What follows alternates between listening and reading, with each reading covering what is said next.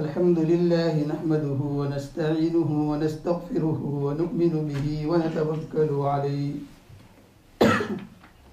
ونعوذ بالله من شرور أنفسنا ومن سيئات أعمالنا من يهده الله فلا مضل له ومن يضلله فلا هادي له وأشهد أن لا إله إلا الله وحده لا شريك له وأشهد أن سيدنا ونبينا ومولانا محمدا عبده ورسوله أرسله الله تعالى إلى كافة للناس بشيرا ونذيرا وداعيا إلى الله بإذنه وسراجا منيرا صلى الله تعالى عليه وعلى آله وأصحابه وأزواجه وذرياته وأهل بيته وطاعته أجمعين أما بعد فقد قال الله تبارك وتعالى في القرآن المجيد والفرقان الحميد أعوذ بالله من الشيطان الرجيم بسم الله الرحمن الرحيم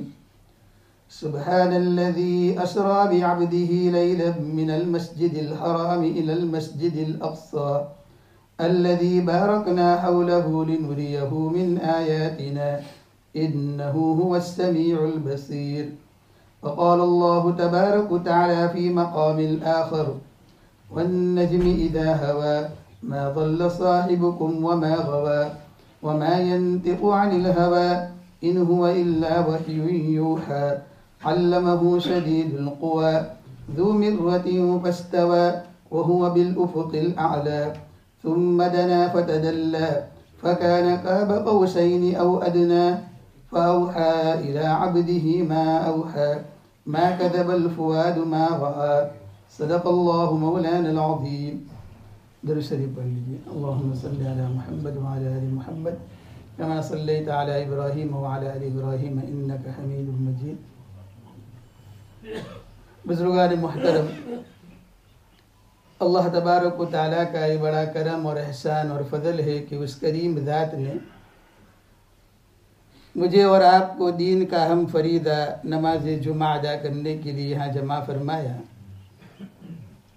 ہم دعا کرتے ہیں کہ اللہ تبارک و تعالیٰ ہماری اس نماز جمعہ کو اور ہماری اس حاضری کو اپنی بارگاہ میں قبول و منظور فرما کر اسے ہم سب کے لیے دنیا اور آخرت میں نجات اور ہدایت کا ذریعہ بنا دے. آمین. 4 مہینے حرمت والے، عزت والے جو مہینے ہیں اس میں رجب کا مہینہ بھی ہے، اور دعا فرمائے کہ اللہ تبارک و تعالی اس ماہ رجب کو ہم سب کے لیے رحمتوں والا، برکتوں والا، ادب والا بنائے، اور اس ماہ کی ہم سب کو اللہ تعالیٰ قدر کی توفیق عطا فرمائے. آمین. اس ماہ رجب کی بڑی فضیلت ہے، اس سے پہلے عرض کر چکا ہوں. اس ماہ مبارک کے اندر ایک واقعہ پیش آیا خاص، اور وہ واقعہ ہے واقعہ معراج. بہت بڑا واقعہ ہے، اور ایسا واقعہ کائنات میں نہ اس سے پہلے واقع ہوا اور نہ قیامت تک ہوگا. اللہ تبارک و تعالیٰ نے اس کو قرآن مجید میں بیان فرمایا، اور اللہ تبارک و تعالیٰ اپنے ایک بندے کو ایک جگہ سے، اپنے گھر سے دوسرے گھر تک، یعنی مسجد حرام سے مسجد اقصیٰ تک، اور مسجد اقصیٰ سے لے کر پھر اللہ تبارک و تعالیٰ پہلے آسمان اور پھر 7 آسمان اور فی سدرۃ المنتہا تک اللہ تبارک و تعالیٰ پہنچاتے ہیں۔ ظاہری بات ہے کہ اس سے پہلے کوئی بندہ وہاں تک نہیں پہنچا، اور اگر ہم تھنک کریں اس واقعے کے اوپر تو آج کے اس دور کے اندر، اس جدید دور میں، اگر بہت تیز ہوائی جہاز 1 گھنٹے میں 1000 کلومیٹر اگر وہ اسپیڈ سے چلتا ہو، ہم انڈیا، پاکستان، بنگلہ دیش یا عمرے کے لیے جاتے ہیں جدہ وغیرہ، تو وہ ہوائی جہاز کی اسپیڈ 500 یا 530 ہوتی ہے کہ 1 گھنٹے کے اندر 500 کلومیٹر جاتا ہے۔ اگر کوئی آدمی موٹر بائک، کار اگر 100 کی اسپیڈ سے چلاتا ہے، اور اس وقت اگر وہ باہر دیکھنا چاہے، ہوائی جہاز سے باہر دیکھنا چاہے، تو کوئی چیز اس کو نظر نہیں آتی ہے، نہ کسی چیز کو سنبھال سکتا ہے، نہ کسی چیز کو دیکھ سکتا ہے۔ لیکن اللہ کے نبی صلی اللہ علیہ وسلم کے ساتھ اللہ تعالیٰ نے یہ معاملہ کیا کہ آپ علیہ الصلوۃ والسلام کو جب مسجد حرام سے اٹھایا ہے، یا جو ہے حتیم سے اٹھایا ہے، یا ام ایمن کے گھر سے اٹھایا ہے، تو آپ علیہ الصلوۃ والسلام کے لیے ایک سواری لائی گئی، اور وہ سواری براق سواری تھی۔ اس براق کے اوپر اللہ کے نبی صلی اللہ علیہ وسلم کو سوار کیا گیا، اور براق کی تیز رفتاری یہ تھی کہ روایتوں میں آتا ہے کہ اللہ کے نبی فرماتے ہیں کہ اس کا ایک قدم یہاں ہوتا تھا تو دوسرا قدم جہاں تک تمہاری نظر پہنچے، یعنی جہاں تک تم دیکھ سکو وہاں تک اس کا جو ہے دوسرا قدم ہوتا تھا۔ روایتوں کے اندر آتا ہے اللہ کے نبی نے صحابہ کرام کو، مشرکین مکہ کو اور قریش کے لوگوں کو سمجھانے کے لیے کہا، ورنہ در حقیقت وہ سواری اتنی تیز تھی کہ اللہ کے نبی صلی اللہ علیہ وسلم جب سوار ہوئے تو پہلا قدم جو ہے اس براق کا مسجد حرام میں تھا یا حتیم میں تھا، اور دوسرا قدم اس کا مسجد اقصی میں تھا۔ چنانچہ اس روایتوں کے اندر اور سیرت نگاروں نے لکھا ہے کہ اگر کوئی آدمی اس دنیا کے اندر 1000 کلومیٹر کی اور 500 کلومیٹر یا 100 کلومیٹر کی رفتار سے چلتا ہے تو وہ کچھ اس کو نظر نہیں آتا، لیکن اللہ کے نبی فرماتے ہیں کہ میں نے دیکھا کہ اس سفر کے اندر حضرت موسیٰ علیہ السلام کی قبر کے پاس سے میرا گزر ہوا، میں نے دیکھا کہ حضرت موسیٰ اپنی قبر کے اندر نماز پڑھ رہے ہیں، اور حضرت اللہ کے نبی صلی اللہ علیہ وسلم فرماتے ہیں ایک جگہ سے میں گزرا تو مجھے خوشبو محسوس ہوئی، میں نے جبرائیل سے کہا کہ جبرائیل یہ خوشبو کیسی ہے؟ کہا کہ یہ خوشبو وہ ہے کہ فرعون کی بیوی آسیہ، اس کو جو میک اپ کرنے والی اس کی خادمائیں تھی، اس کی جو عورتیں تھی، اس کی جو ہے چاکر تھی اور نوکرانی تھی، یہ ان کے محل کی خوشبو ہے، جہاں پر جو ہے آسیہ کے لیے میک اپ تیار کیا جاتا تھا، اس کو خوشبو لگائی جاتی تھی۔ اللہ کے نبی فرماتے ہیں کہ وہ خوشبو میں نے اس رات کے اندر محسوس کی۔ چنانچہ آپ علیہ السلام مسجد اقصی میں پہنچے، یہ پہلا سفر ہے۔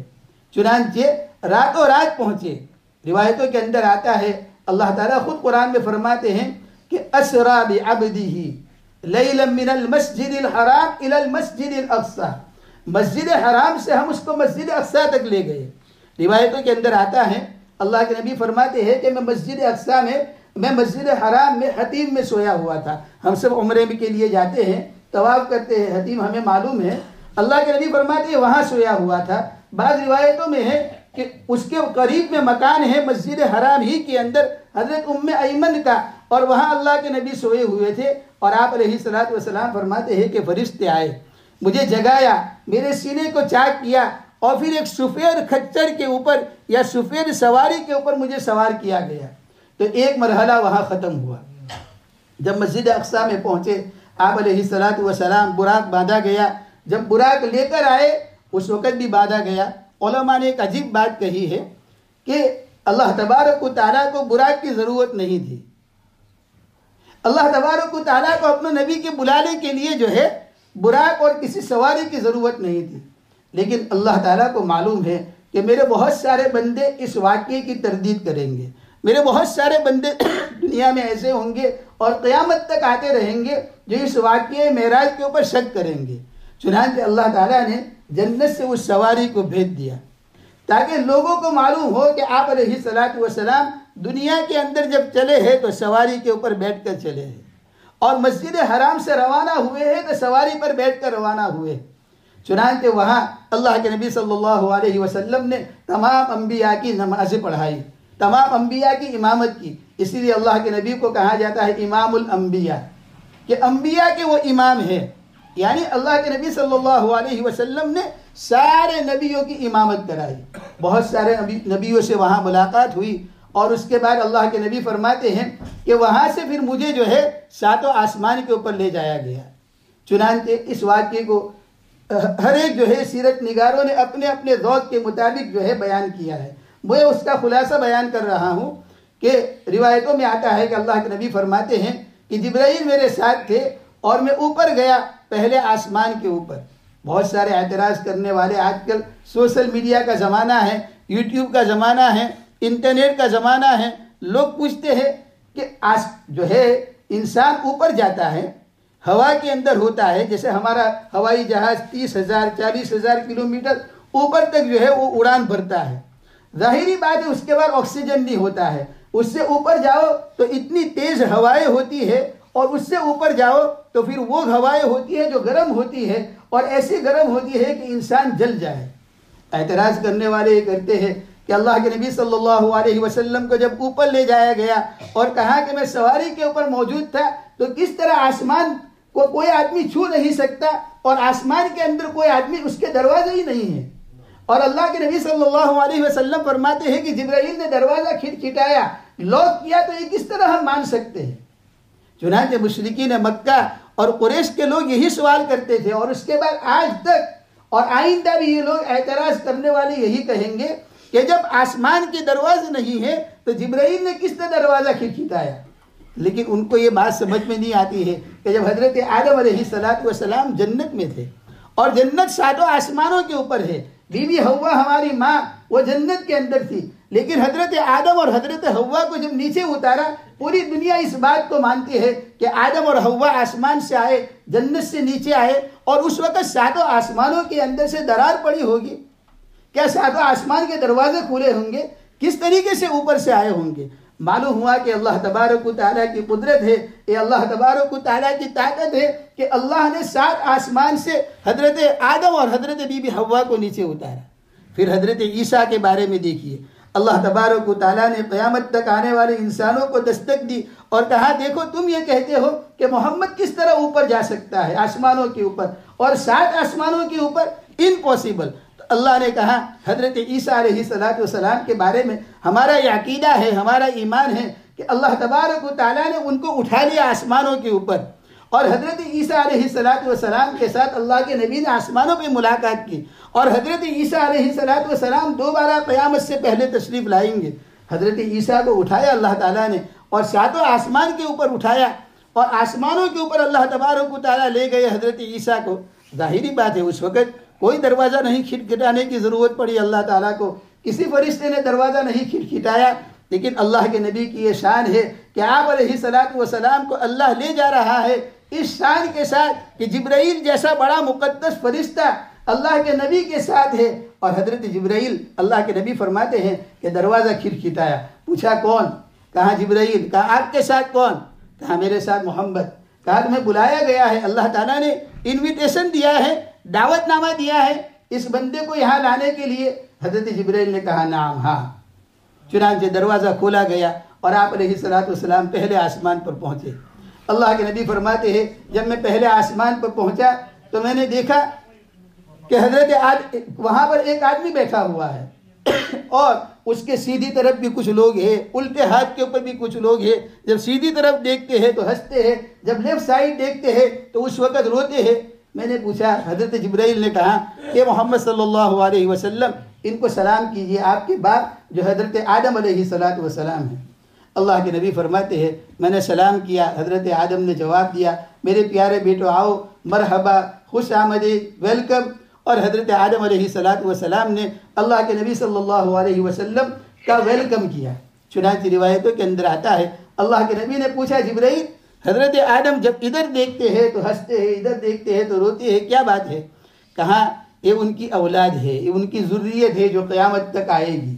اللہ تبارک و تعالیٰ نے کیوں سفر کروایا؟ قرآن نے اس کا جواب دیا، سبحان الذی اسری بعبدہ لیلا من المسجد الحرام الى المسجد الاقصى الذی بارکنا حولہ لنریہ من آیاتنا، تاکہ ہم ان کو اپنی نشانیاں بتائیں۔ کس کو؟ اللہ کے نبی کو، اس پیغمبر کو، اس نبی کو جس کے بعد کوئی پیغمبر اور نبی نہیں آئے گا۔ اس کو ہمیں جنت اور جہنم بتانا ہے، انسانوں کے احوال بتانا ہے، سارے نبیوں کو ان کو بتانا ہے، تاکہ قیامت تک آنے والا انسان اور آنے والا بندہ میرا یہ تصدیق کرے کہ ہاں محمد نے سارے نبیوں کو دیکھا، اور آدم کو پہلے آسمان کے اوپر دیکھا، اور آدم کی ذریت کو بھی دیکھا، ان کی اولاد کو بھی دیکھا۔ چنانچہ اللہ کے نبی فرماتے ہیں، میں نے جبرائیل سے کہا کیوں روتے ہیں، کیوں ہنستے ہیں؟ کہا یہ وہ لوگ ہیں جو سیدھے ہاتھ والے، جو جنتی لوگ ہیں۔ اس کو جب دیکھتے ہیں حضرت آدم تو اس کو دیکھ کر ہنستے ہیں، جب لیفٹ سائڈ دیکھتے ہیں یہ جہنمی لوگ ہیں۔ قیامت تک جتنے لوگ پیدا ہوں گے ان کے فیصلے ہو چکے ہیں جہنم میں جانے کے، لہذا حضرت آدم علیہ السلام روتے ہیں۔ اس کے بعد کہا کہ مجھے دوسرے آسمان کے اوپر لے جایا گیا، اور وہاں پر بھی وہی معاملہ ہوا، دروازہ پھر لاک کیا گیا۔ کیا معلوم ہوا؟ معلوم ہوا کسی کے گھر میں جاؤ تو دروازہ لاک کرو، کسی کے یہاں جاؤ تو دروازہ جو ہے کھٹکھٹاؤ۔ ہمارے انگلینڈ میں، یو کے میں تو ٹھیک ہے کہ ہم جاتے ہیں تو دروازے بند ہوتے ہیں یہاں ٹھنڈی کی وجہ سے۔ ہمارے انڈیا، پاکستان، بنگلہ دیش وغیرہ کے اندر، افریقہ کے ملکوں کے اندر دروازے کھلے ہوتے ہیں، وہاں چور ہے اور یہ ہے، اس کی جو ہے فکر نہیں ہوتی ہے تو دروازے کھلے ہوتے ہیں۔ لیکن وہاں بھی حکم یہ ہے کہ دروازہ کھٹکھٹاؤ، اور علماء نے، فقہاء نے لکھا ہے جب کسی کے گھر کے دروازے کے اوپر جاؤ تو دستک دو، اور دستک اتنی زور سے نہ دو کہ بیچارہ گھر میں جو ہے وہ ڈر جائے۔ جیسے رویل میل والے آتے ہیں اور پارسل ڈیلیوری والے آتے ہیں، ڈی پی ڈی، تو اتنے زور سے جو ہے وہ یہ کرتے ہیں کہ گھر میں بچے اور عورتیں اور مرد سب ڈر جاتے ہیں۔ تو کہا کہ اس طریقے سے دروازہ لاک کرو تاکہ اگر کوئی سونے والا آدمی ہو تو جاگ جائے، اور جاگ کر وہ دروازے کا جو ہے آواز سن لے کہ کسی نے ہمارے دروازے کے اوپر لاک کیا ہے۔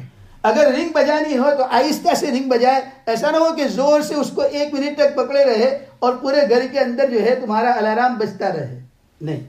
اس لیے فقہاء نے لکھا ہے کہ گھر کے اوپر جاؤ تو دروازہ کھٹکھٹاؤ، 1 مرتبہ دروازہ کھٹکھٹاؤ اور ٹھہر جاؤ، 5 سیکنڈ، 10 سیکنڈ، 15، 20 سیکنڈ، آدھے منٹ تک کوئی جواب نہیں آئے، دوسری مرتبہ دروازہ کھٹکھٹاؤ، پھر لاک کرو، پھر ٹھہر جاؤ۔ ہم کیا کرتے ہیں؟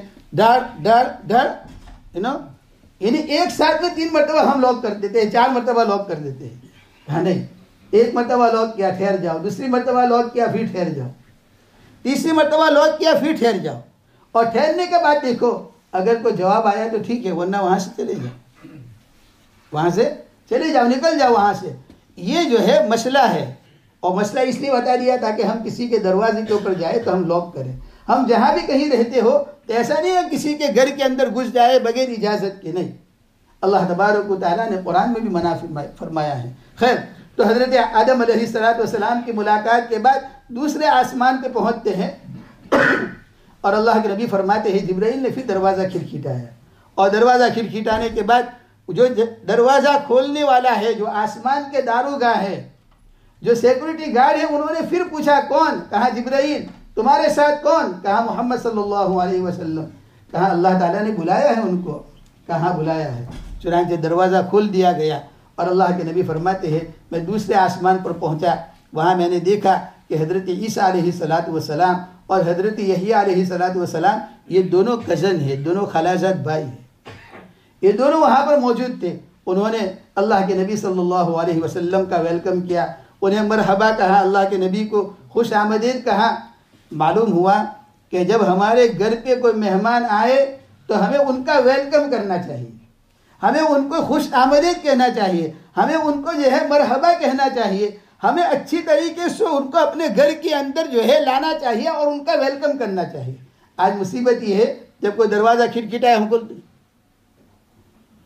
آؤ، ہم کیا کہ آؤ، یعنی پہلے تو ہمارا چہرہ پورا بدل جاتا ہے، ہم سوچتے ہیں کہاں آ گیا یہ، یعنی ہم خوش مزاجی سے اپنے گھر۔